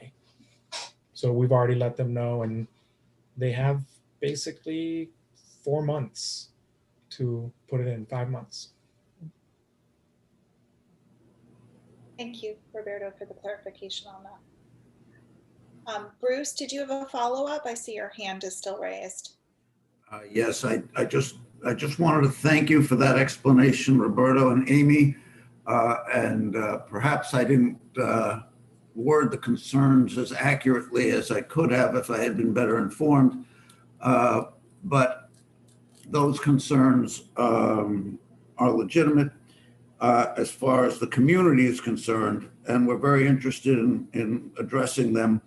And Amy, I'll be compiling some of the other issues for you to look at in the near future. And I appreciate you people taking this very seriously, because the community was pretty upset by things last year, traffic safety and things of that nature. And we would appreciate your focusing on this, Amy, and helping us. Thank you, Bruce, and I'll follow up with that for others listening too as well. We certainly are in the process of, obviously this year was different, and we're going into another year of outdoor dining and possibly different setups that always certainly forward that sort of inquiry or information. We have a licensing email, licensing at police.nantucket-ma.gov, where we can gather these things and help get people to the right departments. But feedback is always welcome, and we're certainly in that process right now. And Bruce, if you can also get that to us at the health department, health@nantucket-ma, because you mentioned things like the plastics byline things, and that's things that we would also want to take care of as well. So thank you. Thank you. Are there any other public comments before we close the public hearing on all of these licenses for this evening? I am going to take the vote on Millie's licenses separately because Melissa has informed me that she may have a conflict. We will just, why don't we take a vote on all, we'll close the public hearing, and why don't we take a vote on all of the other licenses besides the ones related to Millie's restaurant? Is there a motion? Motion to approve. Second. All those in favor by roll call: Matt Fee, Aye. Jason Bridges, Aye.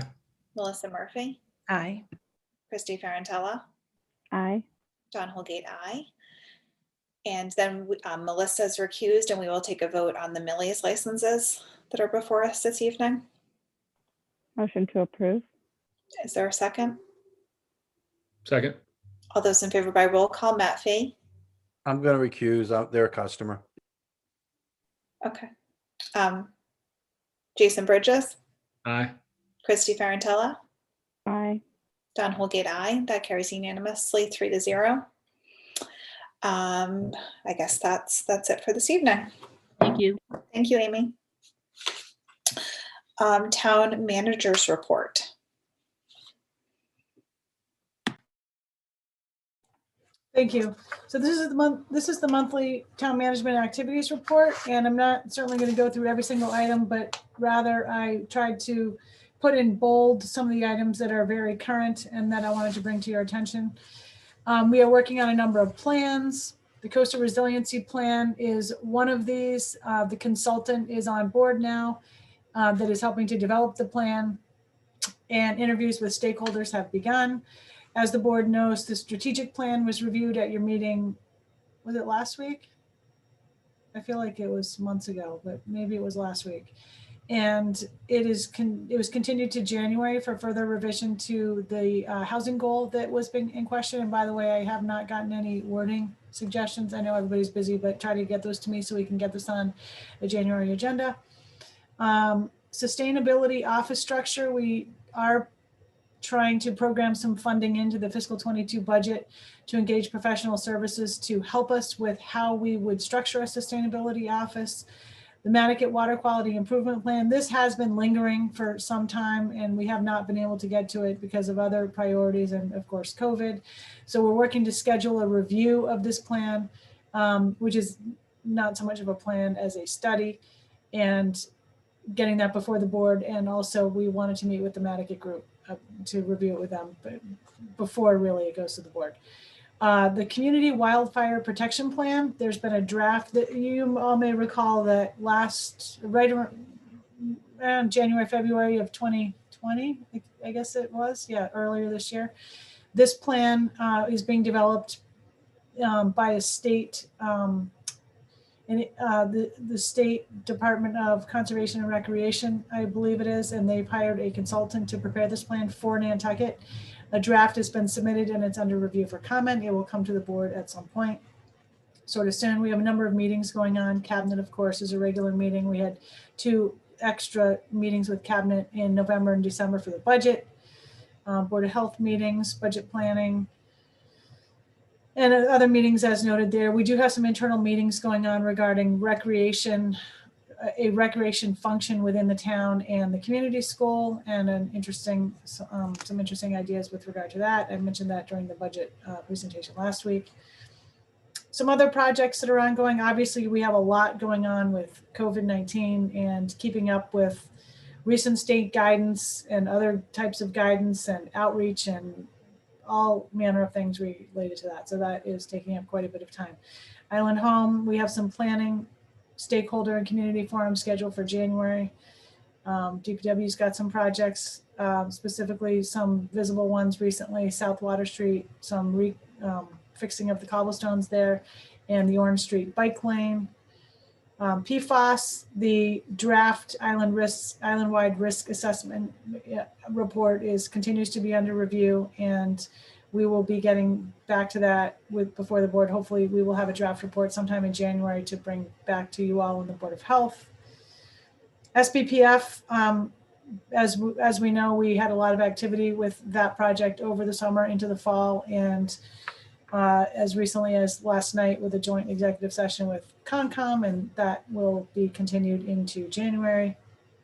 And some other work will be going on with respect to Baxter Road long-term planning very shortly. Harbor Place, there are some meetings going on with the owners group and some internal discussions about future plans for that project.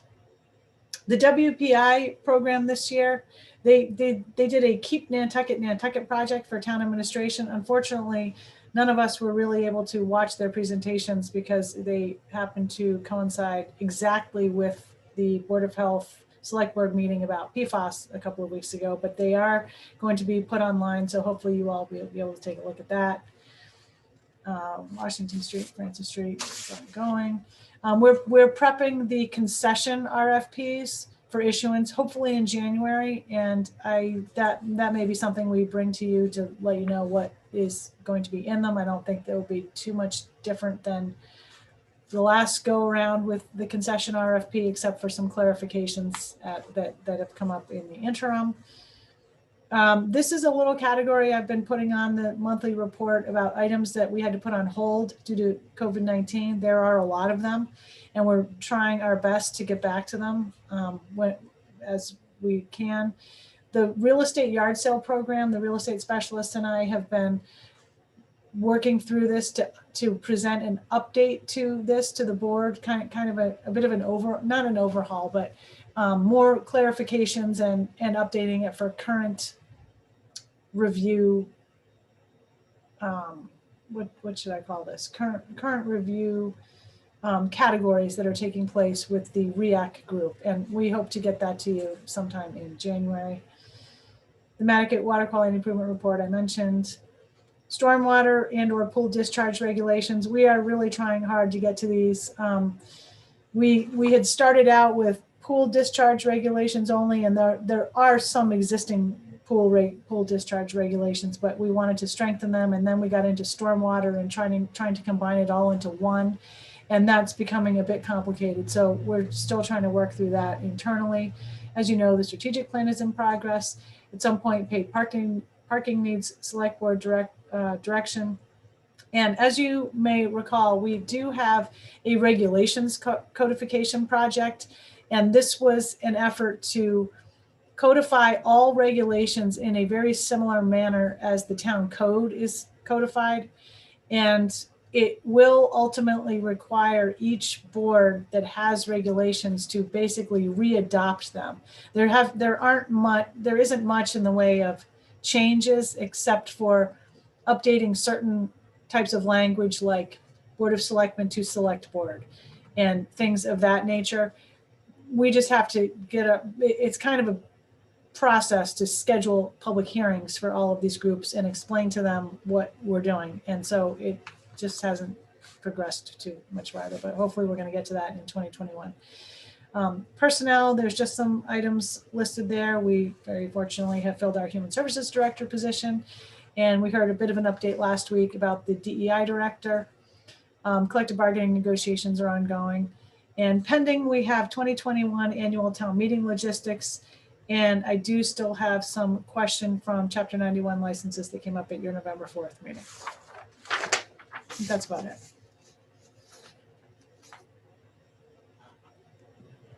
Any questions, comments? Okay. Thank you. Lots going on. Select board reports and comments, continued review of proposed FY 2022 general fund budget. This was last heard on the 9th. Brian Turpin is here.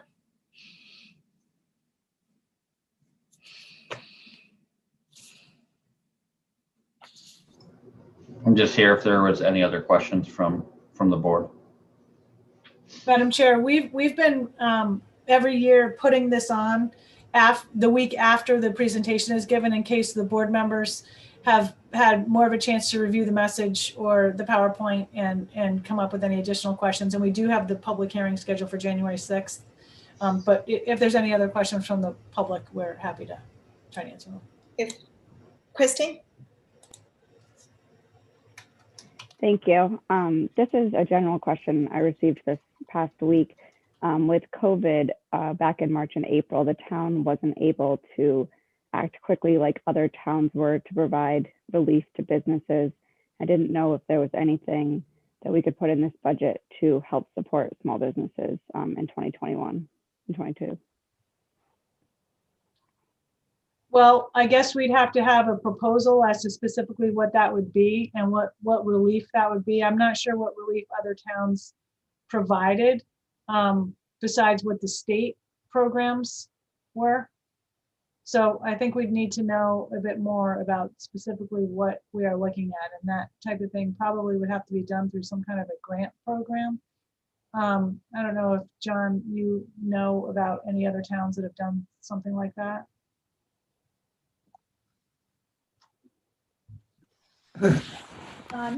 So, good evening, everyone. There have been a few smatterings here and there of some of the, mostly cities actually, trying to come up with economic development kinds of initiatives to help small businesses weather the COVID-19 pandemic. But I would agree with Libby. I think we would need to have more of a focus on exactly what you're trying to achieve and what the funding sources would be. As a general proposition, we can certainly provide grants to nonprofits without any issue. And so one question would be, is there a way to funnel that kind of relief through the nonprofit agencies that operate within the town? And of course, what the funding source for that would be. But that's certainly something we could take more of a deep dive into. Thank you. So would it be helpful if I sent along what some of the other towns did back in March and April to Libby and Brian? I got a thumbs up from Libby. Matt? Yeah, I think the biggest thing we could do for businesses is to put in place, sort of plans and, plans to keep us, sort of safe leading into next summer. The best we could do now is to get this thing under control and enter the summer with people being vaccinated and, plans in place to control this so that bars and places that weren't able to open this year are able to open. That would be the biggest boon we could give to anybody. So that's my take on it. And I've been advocating for that for a while. Melissa? Thank you, Madam Chair. While I agree with you, Matt, I think just to get a little more granular, I think that, businesses need to understand and have time to plan on how they can, what parameters they have to operate and what opportunities may be available to them for support. So I'm seeing both what Christy's talking about, and I look forward to that conversation. And I think later on in select board comments and committee reports, I do want to talk a little bit more about planning for the spring and what information we're very, we must be very responsive to the current COVID environment.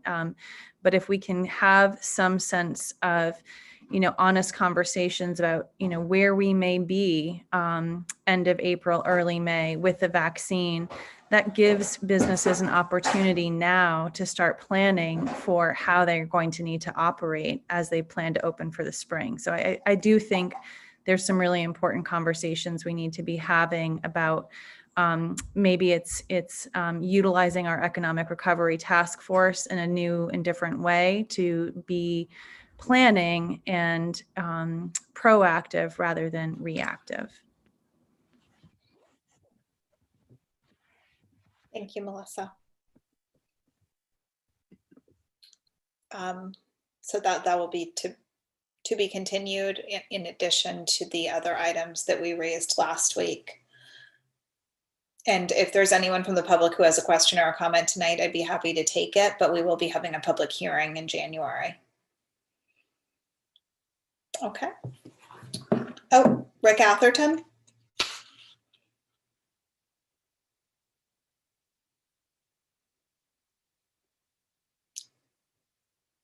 Erica, can you let Rick in?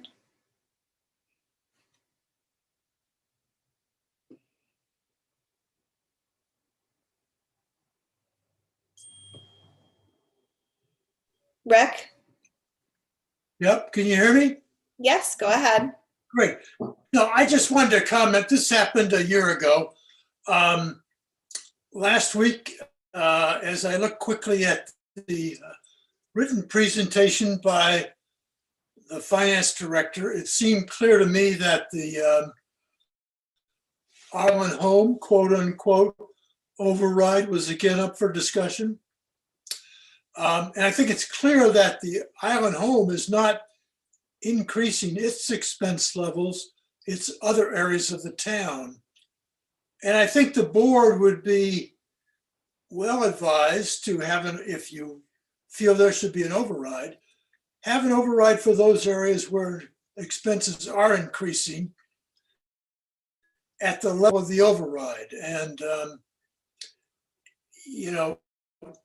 when you specify our Island Home, I hate to say it, but I think it's because you believe it's a politically acceptable option that appeals to people as opposed to others in town expenses. And I think you're better off to be honest increases in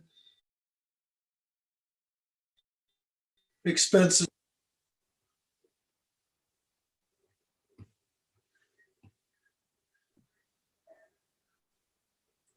Rick, I lost you at the end there.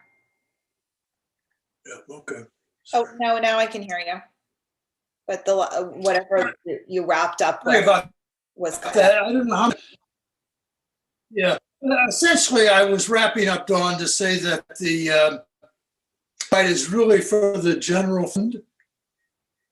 And I think you ought to be clear with town meeting. That's what the override's for. Thank you.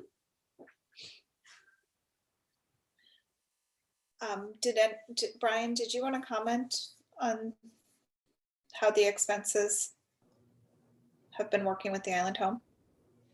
I mean, we're still going through the revenue and expenses with the town manager. They clearly are. They will be rising in the presentations that we give. So expenses certainly are increasing at Island Home as well, or revenue may not be generating to the level that might be expected based on the census counts. So I think that as we historically have done, using so much of their retained earnings, again, as I've said, I think since the year after I started here, it is not a stable way to fund it in its entirety. And The recommendation that we made last year and that we had talked about in years past was to fund the entire operating deficit so that it was funded with a stable source.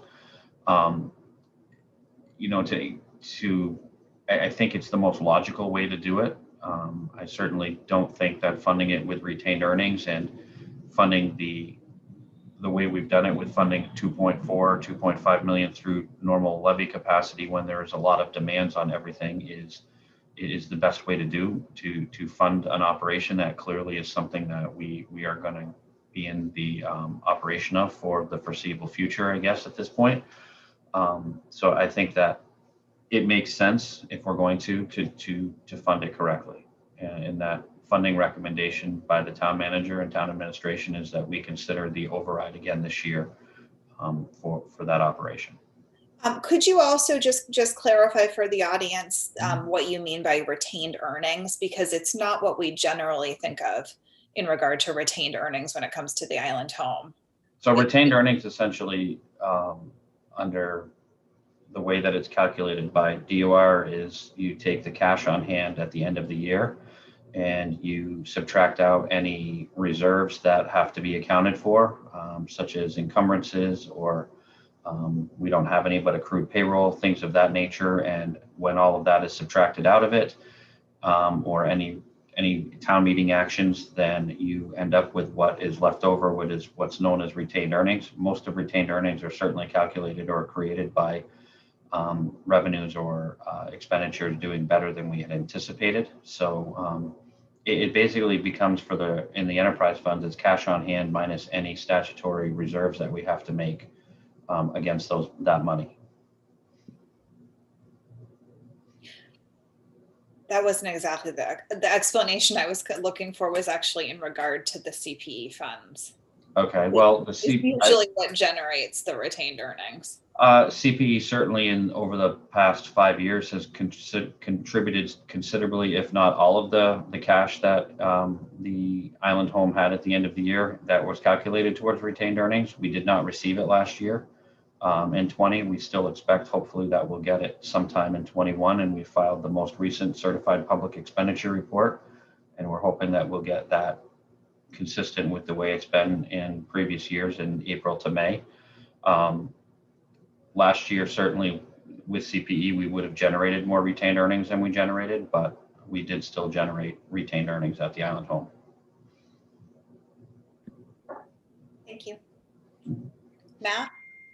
Yeah, one of my worries is if we fund an override, I'm worried, we're the last one. I'm worried the state's going to turn around and say, oh, they've funded an override. They don't need us anymore. You know, that's one of my concerns. The other one is we have to figure out what we're doing. Where are we building a new facility? How are we building it? What concessions do we need from the union? We need to get all our ducks in a row, in my opinion, because while we have leverage to get it in the right position. And I think that this is premature for that reason. You know, I think that we should be able to answer all the questions and be able to have a, you know, well thought through, well financed, well run facility, you know, whether we run it or whether we are able to find another entity to help us and maybe not be in the business.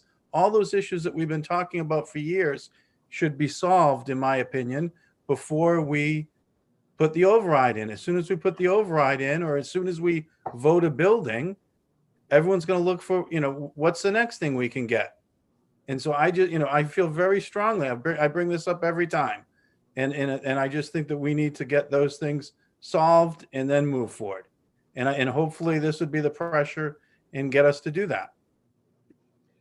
I certainly think that that's something as we move into the potential building of a new facility that would have to be looked at. One of the reasons that it was recommended for the override this year is also because, if everybody remembers correctly, because the ballot question was before the town meeting, the ballot question did pass to allow us to override Proposition 2.5.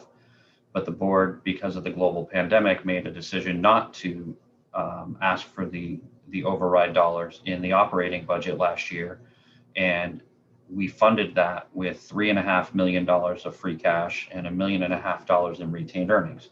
So we essentially funded an operation that we've been speaking about, we've been saying for 5 years should not be being funded by retained earnings with two, I will call them unreliable revenue sources, because you can never guarantee that you're going to always generate those levels of reserves every year. So in this year's budget, we reserved $3.5 million of free cash, and we would have to supplement with quite a substantial amount of retained earnings a second year. And again, I can't promise everybody on this Zoom meeting that next year we will have these levels of retained earnings. So in order to do this, we would have to, the override makes sense at this point to fund it versus, and while I think that certainly a lot of the points that you bring up, Matt, are we've had these, you and I have had this discussion. I think that they do need to be taken into consideration as we move down the path of potentially considering a replacement facility. We still have an operating issue regardless of when we build that facility that we have to address.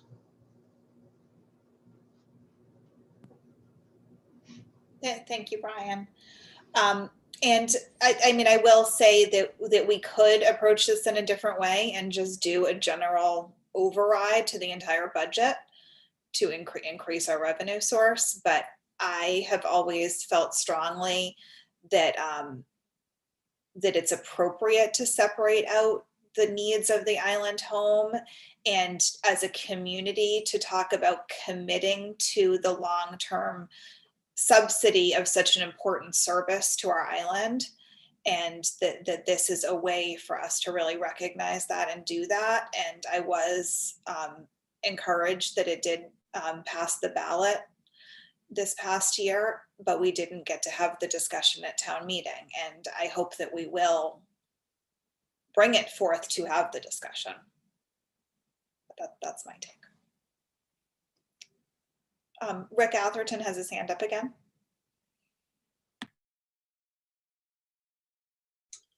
Can you hear me now? Yes, go ahead. All right, so just to step back a little bit, aside from the highly technical natures of Brian's conversation, my own sense of this is when the board is considering how to fund the town departments and operations, our island home should be right up there with all the rest of them. And for you to pick out our island home as a board to go to the voters as opposed to the landfill or the increases in complement that have happened or lots of other issues, I think is clearly misleading. I think you ought to demonstrate to the town you consider the island home one of the highest priorities by funding it within your general revenue stream. And if you need an override for other issues, that's what you should ask the town for. Thank you. Thank you, Rick. Understand where you're coming from. Are there any other comments on this agenda item tonight? We'll be having a public hearing on January 6th.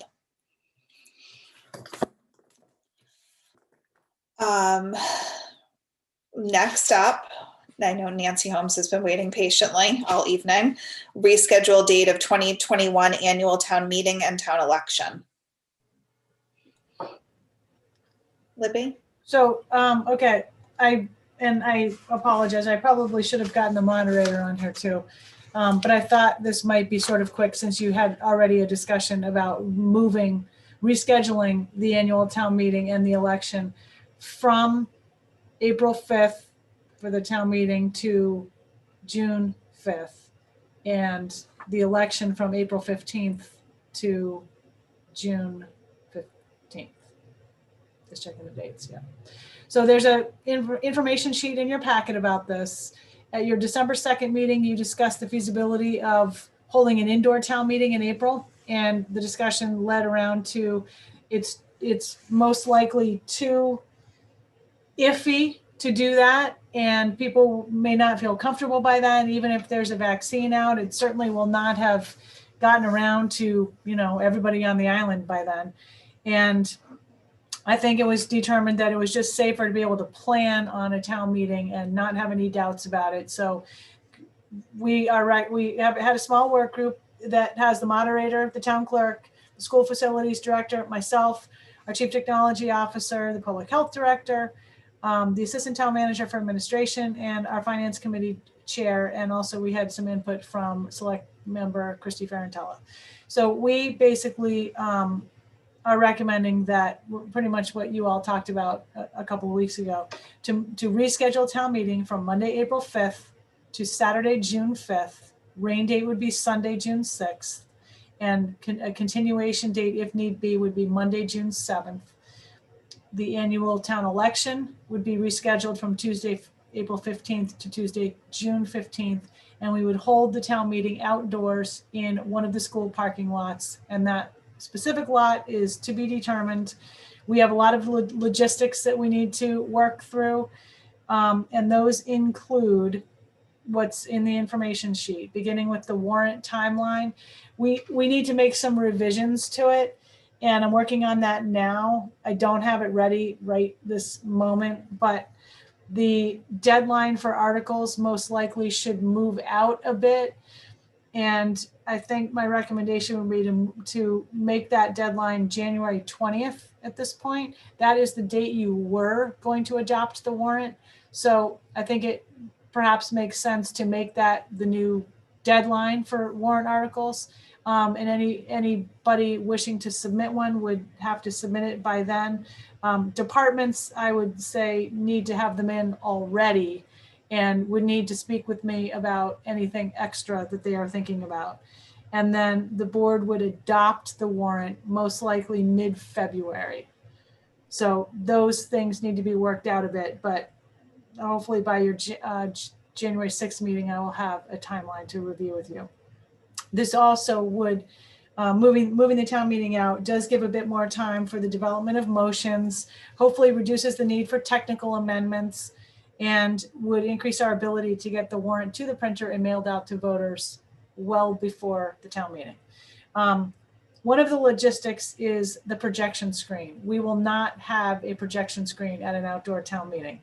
The logistics to power it and everything required to set it up are superseded by the need to keep this town meeting simple. Other towns we've consulted with have not had a screen at their outdoor town meetings. E-voting will proceed, however, and we have secured the e-voting vendor for this date. And we are looking at some event coordination services that will help us coordinate all of the vendors together. Nancy, do you want to add anything? Thank you, Libby. No, not really. The only thing I'd like to add is that I agree with the decision to move the town meeting and election to June, as much as we all don't want to.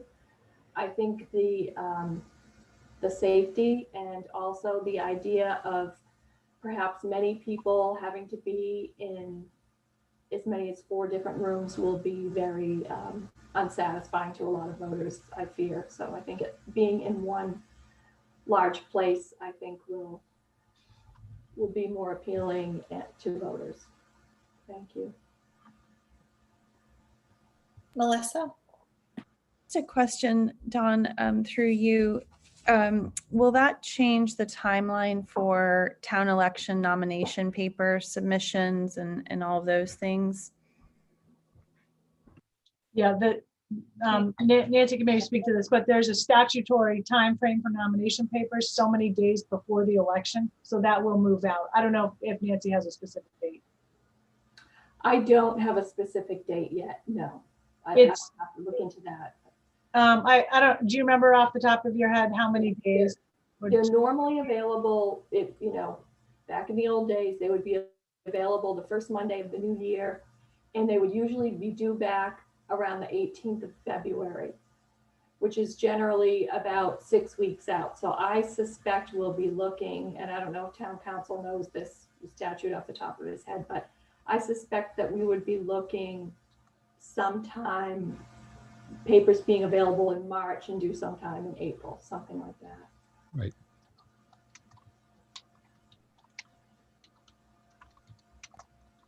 Any other questions?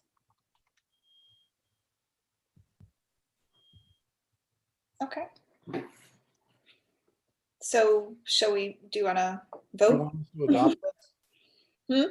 You want us to adopt? I'll make a motion to adopt if it needs to be adopted.